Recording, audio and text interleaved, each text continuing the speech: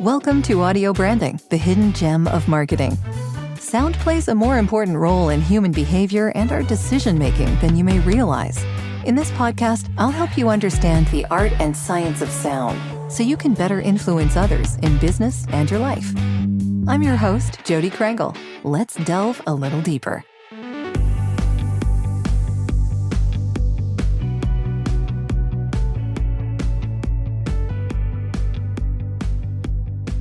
In this podcast, normally when we do a 60-minute interview, we split it into two parts. So your episode will come out over 2 weeks, right? Which I think is really good for the guest, as well as giving me more buffer for being able to build out other podcasts. So as a tip for podcasting, if that's something that you think you need, split them into two parts.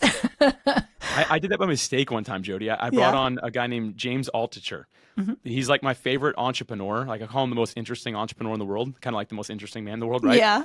And his producer warned me. He's like, hey, if you tell me he has 30 minutes, he's going to talk for at least an hour. I was like, whatever. I'll tell him it's like a hard stop at 30 minutes. Talk for an hour and 15 minutes. Oh, wow.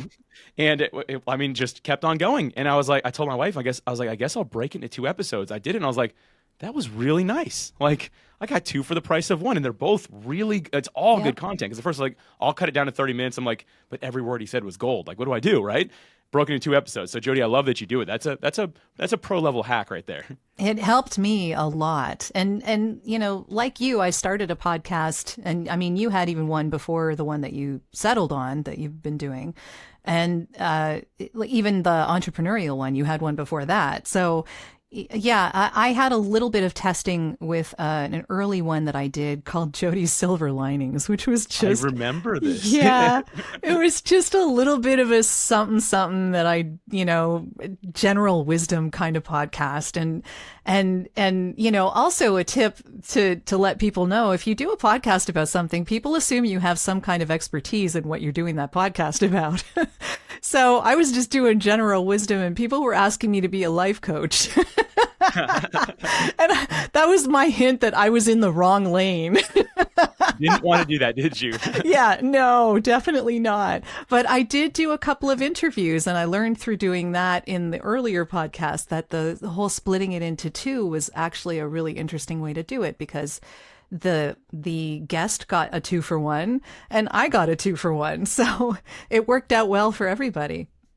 But the other thing I like is what I've experienced is that a lot of people, when it's a conversation that has like a lot of meat to it, and most of your interviews do. Like I was listening to one with Vinny Potosivo. I'm only halfway through that one. I listened, which was a great episode, by the way. I wrote down the date. Fantastic. I wanted to tell people about that one. That one came out, just so everybody knows. Like go listen to this episode. It came out on August 9th, 2023. Creator economy, building a community, like just a great conversation.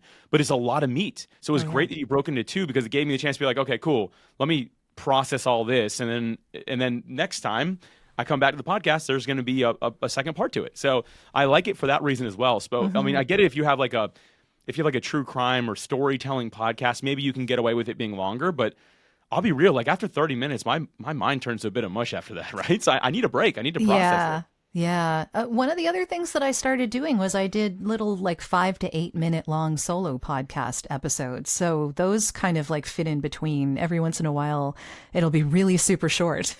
Yeah. I haven't done one of those in a long time. I'm going to have to figure out a particular topic to do something like that on, but I just haven't had the opportunity lately.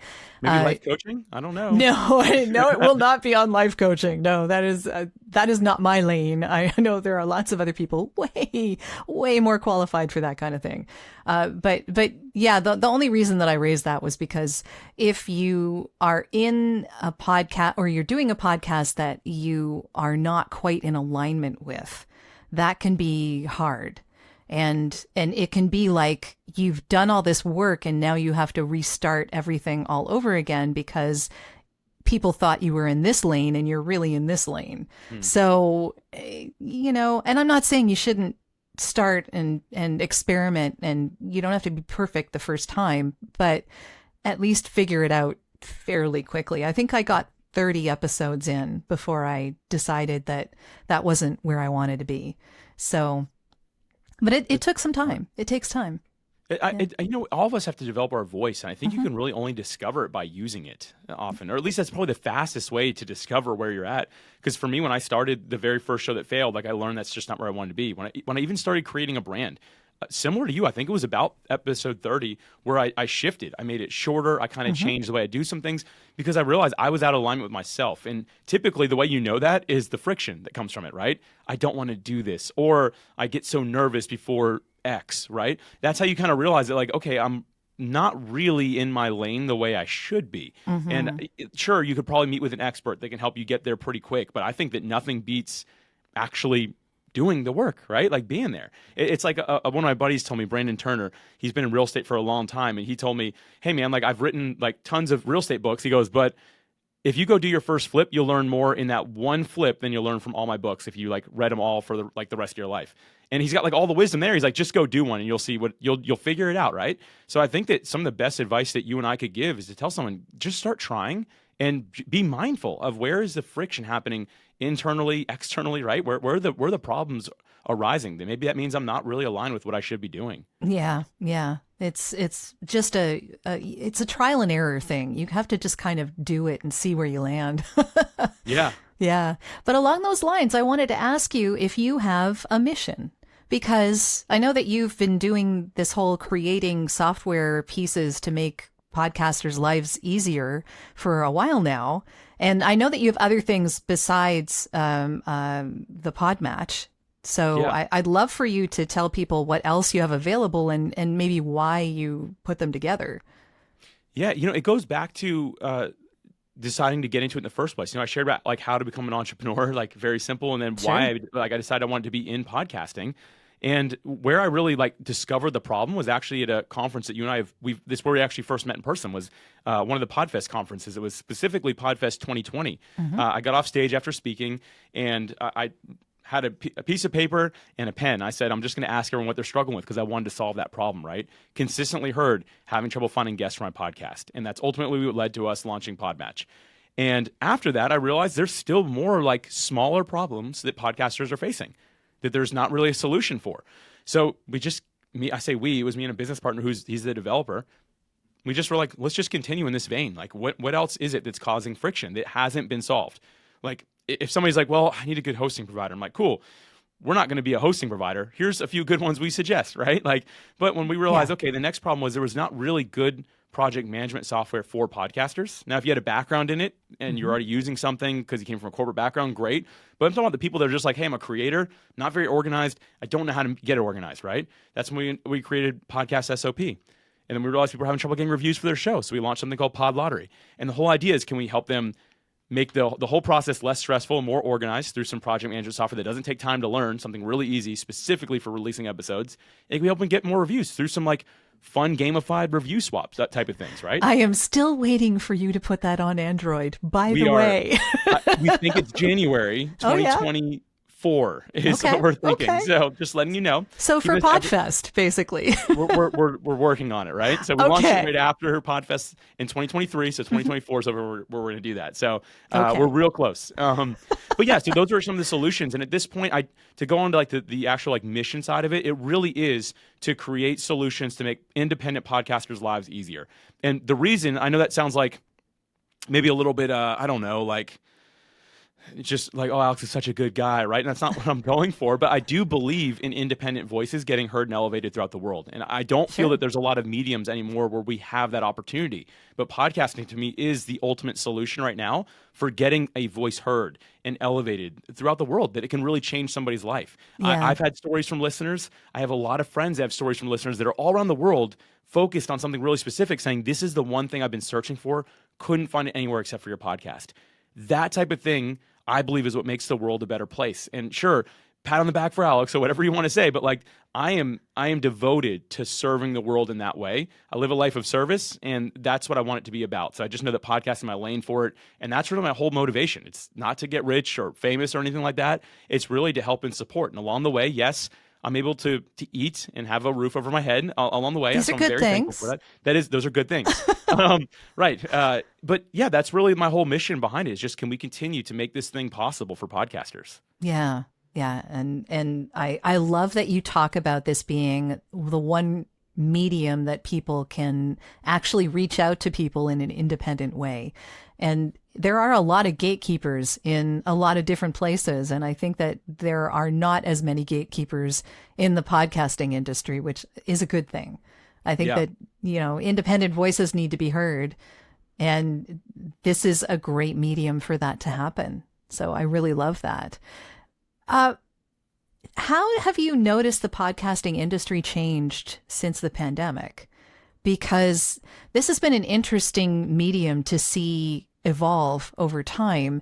And it certainly has gotten a lot more popular since the pandemic because people were at home, obviously, not a lot to do.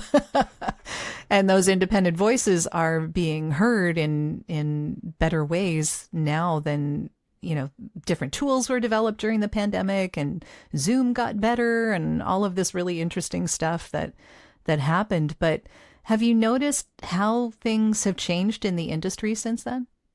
Yeah, to go back to an episode of your show that I referenced, Vinny talked about, he said that audio used to be supportive of video, and that shift really started changing in 2019, and 2020 just put it on steroids. And that's something Vinny was talking about, like how it just it shifted that. Like audio is no longer supportive of video. It could even be said of the opposite at this point, right? Like it's really shifting a lot. And so first and foremost, what we saw is the rise of podcasting during that time. And at first, I consider myself a podcasting expert, but I assumed it was going to drop. I was like, okay, we're going to get this bump in 2020, maybe 2021, and then it's going to go level back out. But we have just not seen that happen. Listenership is still climbing at just an exponential rate, and that's amazing. More and more people are getting into it. Now, it's not that TV and other forms of media have submitted and surrendered to it, but they're all referencing podcasts. You can watch movies now, and someone will be like, "Oh yeah, I heard that on a podcast," right? And that's good for us. That's a great thing. There's a whole TV show about podcasts, right? Yeah, there is. Only Murders in the Building. Right. Yeah, I walked by, I don't know where it was. I walked by and someone was talking about they're like, yeah, we need to record a podcast. It was walking. I stopped. I'm like, what was that? I'm like, that was on the TV that just said podcast. Wait, is the show about podcasting? No way, right? I was like, whose show is mine in it? My show's not in it. We wish, yeah. Right, yeah. Anyway, so that was a really interesting thing that Vinny said, and then you had Rob Greenlee on the show back on June 28th, 2013. Yeah. Or 2023, not 2013. Yeah, no, I haven't been around that long. 2019, November of 2019 was when this show started. So there you go. Before the pandemic. So, good job. Yeah, interesting. Great job. And what I during it. Yeah. What I noticed during the pandemic, and this is just looking at my stats and talking with some other podcasters, the thing that I noticed was that people were listening at different times. Because originally they've been listening when they were commuting to work, and then that dropped off and any time became whenever, they could listen whenever they wanted. And then when the pandemic sort of settled down a little bit again and people were going back to work, the whole listening on the way to work thing started up again. Yeah. So yeah, the timing has been really interesting. Yeah. Yeah. I think that's, for me, that happened too. Definitely, I saw that change. I'm like, wait, what the heck? Everyone's listening at lunchtime now, right? That's just kind of what happened. But Rob brought up a good point on that episode. He talked about how the technology has just night and day. When you started in 2019, I was a year before that maybe, or whatever the time was, and how it was. There wasn't. You could be like, how do I start a podcast? And there's 2 blog posts about it, right? And yeah. They're good luck was their main point, right? But as Rob said, the rise of tools has come into place, and the creators in the space are really driving the innovations that are happening because they're asking for it now. We're realizing we have a voice that can be heard through podcasting, and so all these companies are listening. And so now, the lack of friction is unbelievable in podcasting. You can get into it for almost no dollars. And not a lot of time. You can have it up and running really quick. If you just talk to the right person, that's what I always suggest. Talk to somebody who knows. In an hour, you can have a full plan to get the thing launched. That doesn't mean it's going to be successful overnight. As a matter of fact, Jodi, the other thing I realized with that is podcasts that started before 2021, when the tools started getting really good. Podcasts that started before that have a stronger likelihood of making it than shows that started after. And it really comes down to law of buy-in, I believe. I don't have the data on that, but here's the thing. If something takes you 15 minutes to do, it's pretty easy to walk away from it. But if you've been working on something for 15 years, right? Not that it took that long, but you've been working on it for a long time, you're not just be like, I'm done. You're like, no, I've got a lot vested in this. I'm going to keep it going. And so that's probably why we see such a high failure rate in podcasting. But yeah, some of the changes I've seen are just the tools are really good. The listenership is growing. I think it's the best time ever right now to start a podcast. I totally agree. Yeah. And out of curiosity again, because, as you were saying, it's become a lot less frictionless. There's a lot easier ways to get into podcasting now. Why, or do you think the sound quality of a podcast matters? Because a lot of people are starting up on, $5, right? Like, this is what I have to spend on a podcast, and I can afford $20 a month, but that's about it. And who knows what they're starting on as far as like the mic is concerned, or the host that they're using, or, all of these things. So do you really think that the sound quality matters in a podcast? And maybe I almost want to say, because you were mentioning that people that started podcasts before 2021 had it a little more hard, so they were more likely to stick around. I almost want to say that the sound quality is more important to those of us that started up a little earlier too, because there was such a big difference between, using your iPhone or using your computer audio or whatever, and what there's available now.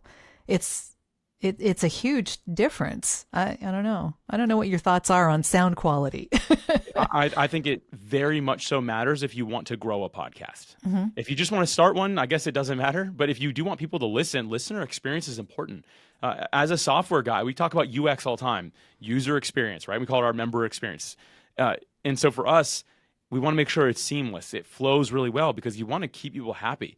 My least favorite thing to do with podcasts, Jodi, is when I listen to a show because someone recommends it, I'm in the car, and no one's going to be able to see what I'm about to do if you're listening, but like turning it up when Jodi's speaking, turning it down when Alex is speaking. Oh, there's another person, someone sneezes in it, I'm like, my ears are bleeding, right? Like turning it up and down, up and down, up and down. And that's just an out of balance of the show, and it's not hard to fix it if you have a professional in your corner, or you do some learning on that, or you get some proper gear. I'll be real, like I remember my wife was the one who suggested that podcast, and I was like, listen, we got like halfway through, I'm like, I can't keep my hand, like I want to do something else. Like I can't just keep my hand on the dial like the whole time. And that's an extreme case, but it does matter. I immediately left that podcast. I was like, I'm not coming back to that show. I'll go to another one that's like figured it out, like balancing all that. I think sound is extremely important if you want to make it long term, because it also improves shareability. Here's the thing. If I'm going to share your show, Jodi, I have to give the disclaimer, but it sounds terrible. Like the person I'm sending to is already like, oh, do I even want to listen to this? Right? Yeah, it's like when that's someone not tells good. you, someone sends you a TV show to watch, right? And they're like, hey, the first 2 seasons are so bad, but you're going to really enjoy it. I'm like, I'm not going to watch this show. Like, it's just not going to happen. It's the same with a podcast if you can't get the sound right. And now I will say there's some grace thanks to 2020. People like the humanity of it. If you have a moment where a kid starts crying and you're like, hold on a minute, or a dog starts barking, as long as the sound quality is still good, people are like, oh, this is a human moment. Now, granted, if you have like a super professional podcast for business people, right, you probably don't want your kid or dog, your kid screaming or dog barking, right? But if it's a show for moms or for pet owners and they hear that, it makes it feel more relatable and human, again, with the quality still being really high. So there's a grace on that end, but I do think that as it gets easier to get into the business, you have to separate yourself. And a great way to do that is strong audio that's consistent across all platforms. Yeah, very, very good point. Molly Ruland was someone who I just finished interviewing not too long ago. Her podcast is coming up. It hasn't yet released. But one of the things that she said was that good audio makes you sound more intelligent, first of all. And second of all, that it's just easier and more fun to listen to. And you want to make this easier for people, obviously. So yeah, it was a good point. She makes branded podcasts. So she was talking specifically about that, and it was an interesting conversation. So yeah, I love talking about this subject with people because I'm such an audio enthusiast myself. So I just, Audio branding? I don't think I was going to get that from you. Oh, I no. learned something today. Not at all. Well, where do you see this future of podcasting going? I've got some concerns about it, actually. Like, like one, very positive places, like because listenership is climbing again really fast. I stand by this. Like, it's a good time to get into podcasting, possibly the best ever. To get into podcasting and stick with podcasting, I should say, not to be one of the people that pod fade, which is the majority of it. But when I look at that pod fade level, which means like stop or fail your show prematurely, it's that's still happening at a really high rate. And that concerns me a little bit. And it's because people get in with the wrong intentions. So we need good creators coming into the space. And we do see that happening. But a lot of them kind of get their minds a little bit poisoned. And I don't mean this in like a conspiracy theory or like mean way, but like Sure. the rise of YouTube is happening right now, where it's like, hey, if your podcast isn't on YouTube, it's not going to make it. And YouTube's reporting all these numbers on how popular podcasts are on YouTube. Here's the thing. They are very loose with what is defined as a podcast. A podcast simply means a show that releases regular videos. So it's like, okay, well, there's also, I think 100 times the amount of YouTube channels is podcast in total. And they're counting all those as podcasts. So now they're the biggest podcast player platform. Like that, it's not the same thing. So people are getting in their head, okay, I got to really have a YouTube channel. The problem with YouTube, and again, not going to get into conspiracy stuff, but somebody controls that content. And you don't truly have an independent voice on there. You have it if it's in tune with what you're allowed to post. Let's put it that way. Other than that, it's never going to get seen. And I ran a really big blog, faith-driven, and I remember at one point seeing a very substantial kind of fishy drop-off, right? And it's because that was no longer what was allowed to be seen by the general public. So you got to keep that in mind. YouTube wants you to believe, hey, we're the end-all, be-all, you have to be here, because they want to control your voice. And again, I don't mean to get into conspiracy stuff, but the other thing is the big networks. They're saying, hey, get with this big network, grow your show to be really huge, we're going to make you rich. Same thing. What they're doing is they're making the shows exclusive to one platform that they control. And they're saying, hey, we've seen it happen to some big names like Joe Rogan, where they're like, hey, we're going to get rid of these 10 episodes because we own you now, right? So we don't like this and you can't talk about it anymore. And the last thing is we talked about advertisers, but some advertisers have some rules. Hey, we'll pay you, and we'll pay you a little better if you never mention X, Y, or Z. And again, those type of things make me a little bit concerned about the future of podcasting. We have to protect how individually powerful it is without getting into what I just call the vanity metrics and diving into like, oh, but I could be part of this or part of that. No, you could be part of what you're doing to move the world in your own unique way by serving the one person who needs you most. And I think that that's the future power of podcasting. We're seeing it get more and more accessible. We're seeing it more and more available to people. It's maintaining that true voice inside of podcasting that's going to make that continuously powerful. Yeah, the RSS feed is so important. And I think that really when people are going to look back at this, many years from now, maybe, YouTube is a separate location. There's a different audience there. People don't necessarily go there to listen to podcasts. They go there to watch videos. Right. So, I mean, and they're different experiences. So, yeah, I agree about the networks. I think, though, that for the average podcaster, that's less likely to be a problem. Right. Yeah, I agree. Not all of us are Joe Rogan, as Right. much as we might wish. But I think there's some interesting things coming down the pike, and we'll see what happens. I mean, I'm here for the long haul. I know you are, so. Oh yeah, it's a bright time for it. I just think we have to make sure we protect our voices along the way and just be mindful of what's out there. When you see listenership climbing and people making money, that's where, not trying to be rude, but bad people get involved when they see that happening, right? So not all bad. I'd say 99% is really good right now. Let's just stay focused on making sure that we don't let that 1% creep in the wrong way. Yeah, good point. So what are you working on right now that you can share? Yeah, right now this will be my first time sharing this. Hopefully that's okay. That's perfectly okay. You realize this will come out probably months from now, so maybe it'll be done, but maybe not. Probably not yet. So I have a parent company called PodPros. So Podmatch being the company, and then we mentioned Podcast SOP, Pod Lottery, and then PodPros is kind of like the umbrella corp, kind of like the Meta of Facebook, Messenger, WhatsApp, right? Like they kind of have that. We built it that way, which I realize now, Jodi, was not a great idea. Why not? And I thought that I was doing the right thing by doing that, but I have 3 separate logins for my free software. Okay, it's getting confusing. It's getting confusing, and it kind of like, it doesn't make a frictionless experience for podcasters. So we've just made the decision. Yesterday it was made official. So one day before recording this, it was made official that we are actually going to bring everything into the Podmatch name. One login, everything will be included, and we're not changing the pricing. So you'll get everything for the same price. It'll be available on all platforms, which I know you're thankful for as well, right? Oh, Nothing yes. exclusive to the iPhone. It'll all be available on everything. Thank you very much. More accessible, less friction, right? Because that's, at the end of the day, why we got into this. I realized I just did some things wrong. You don't know what you don't know. I'm a first-time software founder. And I'll probably actually apologize somewhere, just saying, hey guys, I didn't mean to make this difficult. Here's how we're making it better, right? And so I'm very excited about that. We have no plans to develop any other software or anything like that, right? But the idea is let's bring it all under one roof and make it a really seamless experience for podcasters, guests and hosts, right? Let's make it just really great for them. And we'll just build upon that foundation of this is the small way that we serve podcasters' bigger mission. Yeah, well, I mean, small, I don't think this is, but yeah.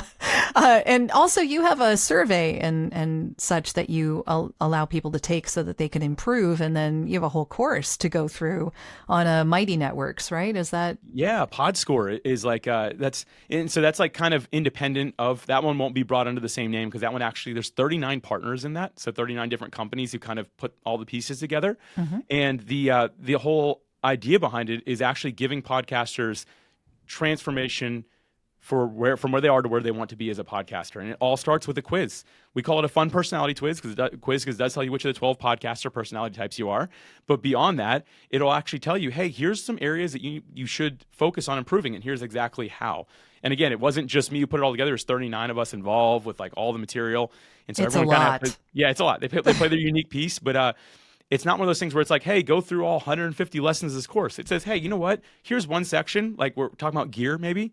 Your audio quality you mentioned wasn't very good. Here's exactly how you can fix it, and what we'd suggest to actually make that happen as fast and affordably as possible. And that whole idea was, can we help these independent podcasters actually make it? Because again, that super high failure rate is sad. And so that's why we invented PodScore, and it's been blown all expectations. Like, I had big expectations too. I'm like an overly ambitious entrepreneur, and it's quadrupled what I thought it would do in just a month. So it's been really exciting to see. Fantastic. Yeah. What has it done, do you think? I'm curious. Yeah, we're starting to, we don't, at time of recording this, we don't quite have enough data to know, but what we're tracking, we kind of already figured out how to track it. Is it helping podcasters stay in podcasting longer? So we're pulling industry averages versus PodScore averages to see, is it actually helping? And we've gotten, can't even tell you how many testimonials at this point. I can't even think of it. Like literally hundreds of them at this point. People saying this is like the first thing to move the needle for me in podcasting. So we believe it is. I want to see the data behind that. 30 days right now isn't quite enough time to be able to see that. But within the next, we're hoping by like 90 days, we'll be able to actually see, okay, industry average versus PodScore takers average. Are they staying in podcasting longer? If they are, we're going to really double down on that to see how we can do even more to help podcasters get in it. And by the way, nothing's charged on here. So there's no exchange of money involved or anything like that. This is like just something, can we help this industry? Going back to my big why, right? Mm-hmm. Can we help indie podcasters continue? And that, I feel like I sound like a broken record, but that is fully what I stand for. You can totally repeat that as many times as you want to say it, Alex. Thank you. That's all good. Yeah, I'll give you a testimonial as well. I loved it, and I did it twice. So yeah, I learned a little bit of things to add to my podcast that might make the engagement a little better. So Very that's nice. really Cool. my concern, really. Do you because remember your podcaster personality type? That's what I want to hear. That's more the interesting. I can't remember it off the top of my head now. Okay. Because I know that I have it somewhere on my desktop here, and I could tell you later. But yeah, I'm not so focused on monetization. So for me, that was always like lowering everything of my score. Of course. Yeah, So, I get that. yeah. And that's the thing. You're a bit of an outlier in podcasting, and there a lot of people are. There's some tools. I had some people reach out like, "Hey, I really love this suggestion. This straight up doesn't work for me." I had somebody tell me the other day, like, I'm dyslexic, and podcast SOP makes no sense. I just can't figure it out. And I told them, I'm like, you don't have to use that. That's what we have found as an industry average, what works. But for you, let's find something else. And so he and I just been going back and forth. I'm asking him, how do you organize your life outside of this? And we actually think that whiteboards are going to be the best. It's never my suggestion. Interesting. But hey, if you've got some sort of learning disability, and as this person has told me they have, then let's find something that works, right? There's the outliers in everything. I love it. Yeah. And you've made it possible for a lot of people to improve their podcast. So I love how that works.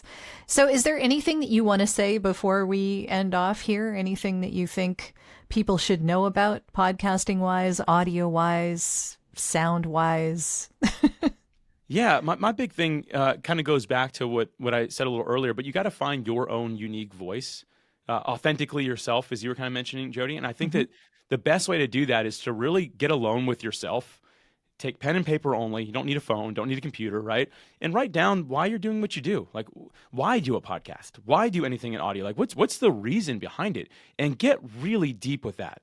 And here's an example. If it's to monetize it or grow my audience, like those are cool reasons, but it's not good enough. I think you need to go deeper. It needs to go down to the core of who you are, which is kind of like a scary practice sometimes. But the deeper you can get on that, the more like you can get to just the core of who you are, why you're doing this.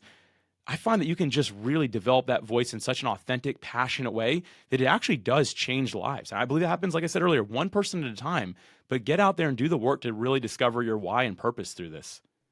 Very good advice. Yeah. Thank you for that, Alex. And thank you for being here. I really appreciate your being on the show, and I love everything you had to share. So thank you so much for doing that. Thanks so much, Jodi. I really appreciate it. It was truly an honor to be here today. Thanks. Thanks. Well, that's the end of this episode. Thanks for listening. And if you like what you heard, why not tell a friend about this podcast? It's available in all the usual locations. Until next time.